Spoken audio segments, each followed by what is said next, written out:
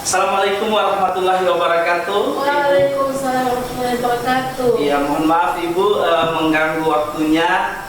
Saya Priska Geina selaku bawahan Ibu. Tentunya ada beberapa hal yang perlu saya tanyakan kepada Ibu.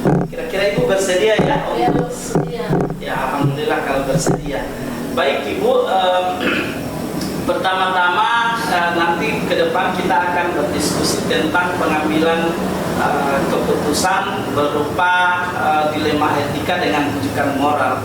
Nah, saya tahu mungkin di selama Ibu menjadi pemimpin tentunya ada hal-hal yang nanti pernah Ibu hadapi. Nah, pertanyaan saya, selama Ibu sebagai pemimpin, kira-kira bagaimana Ibu dapat mengidentifikasi kasus yang merupakan dilema etika dengan rujukan moral itu, Ibu? Ya, kalau bicara dilema, berarti sesuatu yang sulit untuk kita putuskan. Yang pertama, terkadang di pihak-pihak kita ya, seperti guru atau tenaga kependidikan, ada yang melanggar tata tertib atau peraturan yang ada di sekolah. Terkadang kita ngambil keputusan sementara dia sendiri, misalnya sekolah atau tidak saya tanda tangani pengusulan sertifikatnya, kan kasihan juga toh, kasihan juga. Artinya ini tinggal saya memberikan semacam pandangan kepada semua pihak yang ada di sekolah, yang aturan seperti apa nanti kita harus jalankan, sehingga tidak akan terjadi dilema. Kalau memang terjadi dilema, ya itu sudah risiko misalnya ada sesuatu yang dilanggar. Paling tidak ketika dia melanggar berarti ada pertama teguran besar. Nah, kemudian kalau saya teguran besar tidak mempan, ya ada teguran secara tertulis. Ya, saya kira seperti itu penanganan jika sesuatu ada dilema yang susah untuk kita pecahkan. Ya, baik Bu. Jadi berarti Ibu dapat disimpulkan bahwa mengidentifikasi itu memang Ibu sudah melakukannya ya. Selanjutnya Ibu, di sini pertanyaan selanjutnya, bagaimana Ibu menjalankan pengambilan keputusan tersebut di sekolah, terutama untuk kasus-kasus di mana ada dua kepentingan yang sama-sama benar atau sama-sama mengandung nilai-nilai kebajikan. Ya, jadi ketika kita mengambil satu kebijakan atau mengambil satu keputusan, seharusnya kita bicarakan dulu. Ya, seharusnya kita bicarakan dulu atau ada satu pertemuan dalam membahas sesuatu yang menjadi kebijakan bersama.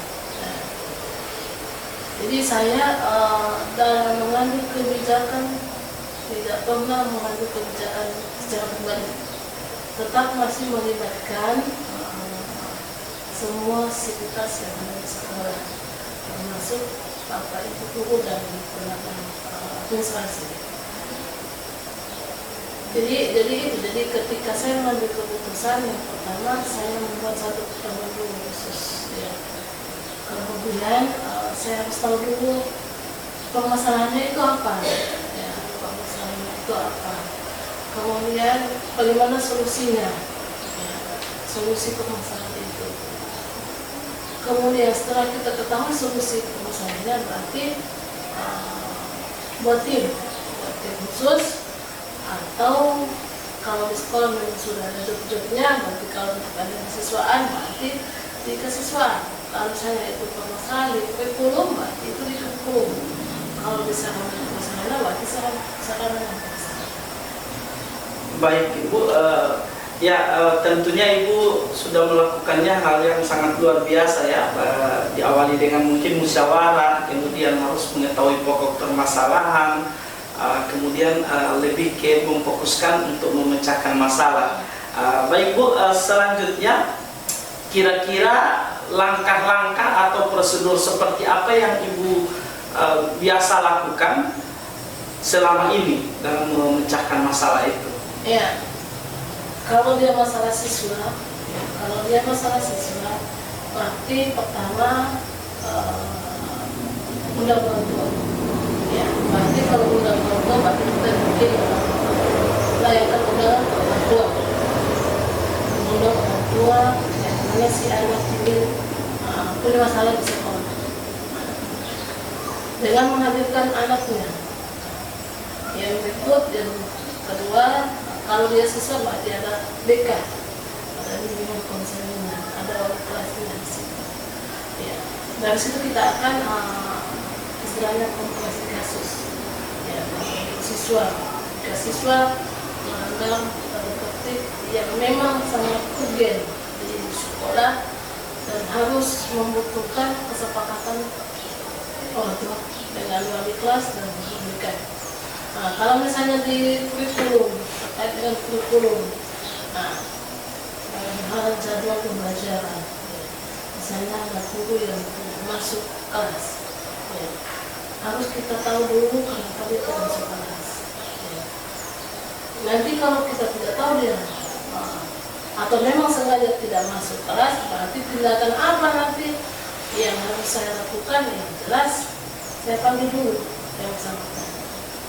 Ya, saya panggil dulu yang bersangkutan, kemudian saya tanya kenapa tidak masuk kelas.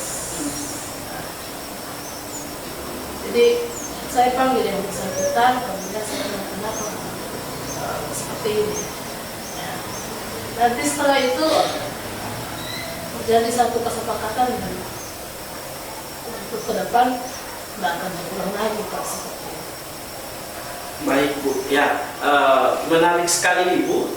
Kemudian hal-hal apa saja yang selama ini merupakan tantangan dan dalam pengambilan keputusan pada kasus-kasus dilema etika? Iya, tantangan yang pertama kadang-kadang kita tidak satu konsep. Ya, itu yang susah. Ya. Kalau kita tidak satu konsep susah. Ya. Misalnya si A mau begini, maunya saya seperti ini. Nah, kadang si A, ya, dia ngotot pada pendapatnya sendiri. Ya. Sementara konsepnya seperti ini. Ya. Itu dilema yang sangat-sangat saya hadapi ya.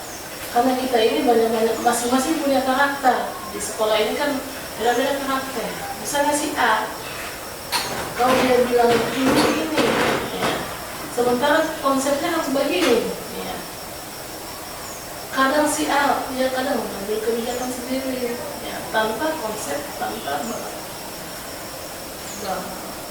komunikasi dengan saya. Itu dilemanya. Dilema yang paling sangat rasakan itu artinya beda konsep. Yang kedua, karakter orang itu beda-beda, ya, sehingga kadang tidak bisa dipecahkan karena memang karakternya seperti itu. Akhirnya saya tinggal lihat pendekatan persuasif seperti apa nanti menghadapi orang seperti itu.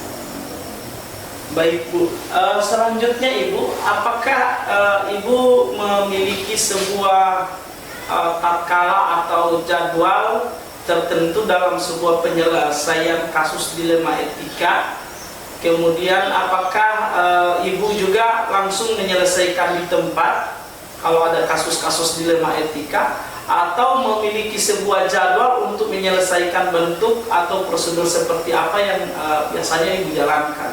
Kalau menyelesaikan permasalahan tidak pakai jadwal, tidak ada jadwal tertentu. Jadwal langsung saja. Langsung saja jika terjadi sesuatu yang harus ditangani, langsung saja diselesaikan permasalahan itu, tidak harus menunggu jadwal. Ya. Namanya ini kan dilema, itu berarti sesuatu yang terjadi di luar perkiraan kita. Jadi segera diselesaikan bersama dengan manajemen menghadapi kasus, ya, manajemen menghadapi kasus. Jadi ketika ada sesuatu permasalahan yang penting harus segera. Ya. Baik Bu, kemudian apakah ada seseorang atau faktor-faktor apa yang selama ini untuk mempermudah atau biasanya membantu Ibu dalam pengambilan keputusan dalam kasus-kasus dilema etika? Ya, jadi saya tidak sendiri di sini ya. Jelas pimpinan yang ada bekerja bertimnya seperti kepala sekolah ada wakil kepala sekolah bagian kesiswaan, wakil kepala sekolah bagian sarana prasarana, ada wakil kepala sekolah bagian kurikulum.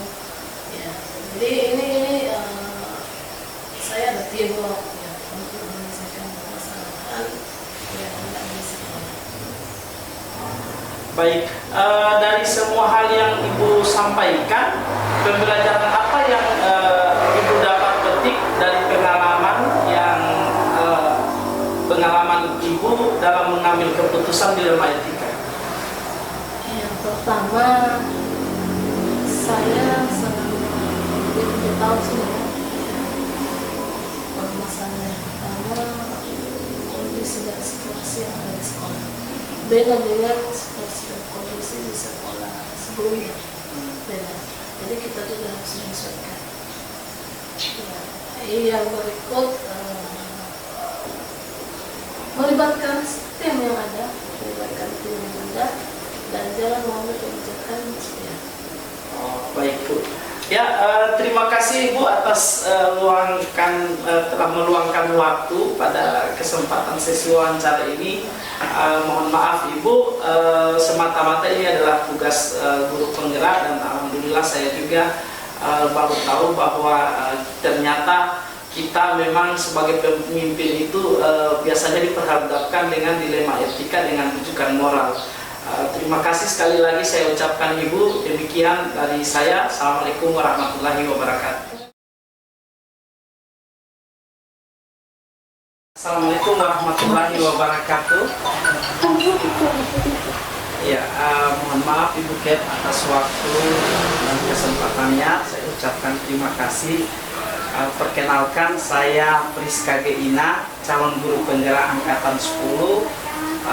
Saya bertugas di SMA Negeri 1 Suawa Timur sebagai pengampu guru mata pelajaran sejarah. Saya ada beberapa hal yang perlu saya tanyakan sama Ibu. Kiranya Ibu bersedia untuk dapat membantu saya dalam hal ini. Pertanyaan ini dapat dijawab. Kira-kira bersedia Ibu ya? Ya, alhamdulillah kalau bersedia. Baik Bu, langsung saja pada pertanyaan pertama. Selama ini kira-kira bagaimana Ibu dapat mengidentifikasi kasus-kasus yang merupakan dilema etika atau bujukan moral? Selama ini kasus-kasus yang dapat saya identifikasikan dalamnya merupakan dilema atau etika dalam bujukan moral, yaitu itu saya melihat dari kasus apa yang terjadi, dilema etika apa yang terjadi sehingga adanya pilihan yang sama-sama benar, tidak ada bujukan moral yang kasus ini tidak ada pelanggaran hukum, sehingga untuk mengidentifikasikan kasus tersebut itu perlu dilihat dari apa tipe kasus dan pilihan yang akan muncul, kasus apa yang sebenarnya terjadi. Baik Bu. Selanjutnya Bu, selama ini kira-kira bagaimana Ibu menjalankan pengambilan keputusan di sekolah Ibu, terutama untuk kasus-kasus di mana ada dua kepentingan yang sama-sama benar atau sama-sama mengandung nilai-nilai kebajikan? Untuk mengambil keputusan yang terjadi di sekolah saya atau kasus itu, selama ini saya menjalankan dengan pengambilan keputusan harus musyawarah dulu dengan wakil kepala sekolah sehingga mendapat pertimbangan yang memuaskan. Kemudian bisa juga dilibatkan dengan guru-guru yang ada di sekolah ini. Baik Bu, menarik sekali. selanjutnya langkah-langkah atau prosedur seperti apa yang bisa Ibu lakukan selama ini? Langkah-langkah atau prosedur yang bisa saya lakukan selama ini adalah saya mengadakan musyawarah dulu dengan wakil kepala sekolah dan guru-guru yang ada di sekolah. Baik Bu, selanjutnya hal-hal apa saja yang selama ini Ibu anggap efektif dalam pengambilan keputusan pada kasus-kasus dilema etika? Hal-hal yang dianggap efektif dalam mengambil suatu keputusan adanya komunikasi dengan wakil kepala sekolah dan guru-guru yang ada di sekolah atau dengan warga sekolah. Baik Bu, selanjutnya hal-hal apa saja yang selama ini merupakan tantangan dalam pengambilan keputusan pada kasus-kasus dilema etika? Tantangan dalam mengambil keputusan adalah kurangnya kesadaran tentang pentingnya pendidikan dari siswa dan orang tua siswa. Baik Bu, apakah Ibu memiliki sebuah tatkala atau jadwal tentang tertentu dalam sebuah penyelesaian kasus dilema etika, atau apakah Ibu langsung menyelesaikan di tempat atau memiliki sebuah jadwal untuk menyelesaikannya? Kemudian bentuk atau prosedur seperti apa yang Ibu jalankan? Tidak ada jadwal khusus dalam penyelesaian kasus dilema etika karena kurang kadang-kadang langsung melakukan koordinasi dengan pihak yang terkait dalam kasus tersebut. Oh ya, baik Bu, jadi langsung diselesaikan ya, tidak perlu membuat jadwal ya. Baik Bu, selanjutnya adakah seseorang atau faktor-faktor apa yang selama ini yang mempermudah atau membantu Ibu dalam pengambilan keputusan dalam kasus-kasus dilema etika? Faktor yang mempermudah sama saya untuk mengambil suatu keputusan dilema etika adalah yang membantu saya adalah wakil kepala sekolah dan guru-guru yang ada di sekolah kami. Apabila kasus ini kami tidak bisa teratasi, kami juga bisa melibatkan pemerintah desa. Dan apabila memang kasus ini terlalu berat, kami juga bisa melibatkan keamanan atau kepolisian. Baik, pihak yang berwajib ya Bu. Bagus sekali Bu.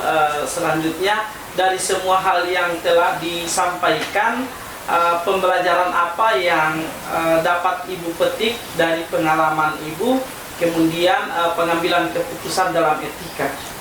Ya, pembelajaran yang dapat kami petik adalah memperhatikan budaya lingkungan yang ada di sekolah kami dan mengarahkan kepada siswa bagaimana cara kita membudayakan yang budaya. Misalnya di sini budaya yang pertama adalah setiap siswa masukkan cara tangan kepada guru atau petugas piket. Kemudian disitulah kami mengambil suatu keputusan yang baik untuk siswa dan warga sekolah. Baik Bu, terima kasih atas sesi wawancara kali ini.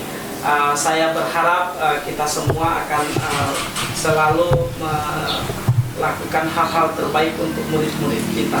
Sekali lagi saya ucapkan terima kasih Bu atas waktu dan kesempatannya. Demikian saya tuliskan Ina. Assalamualaikum warahmatullahi wabarakatuh. Waalaikumsalam.